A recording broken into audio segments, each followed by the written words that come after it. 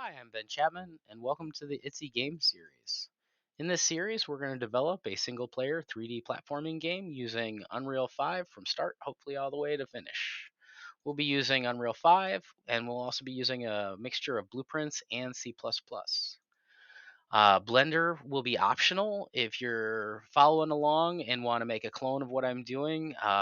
The Blender tutorials for any assets that we use and make will be part of the series, and we may do touch on some substance stuff as well.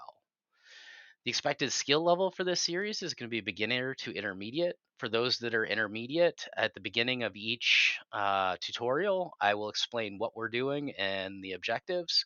So if there's something you're comfortable with, you're more than welcome to do that on your own and then catch back up with the rest of us. As for the beginners, I'll go step by step with everything I do, and hopefully you'll be able to follow along. All right, with that being said, let's get started.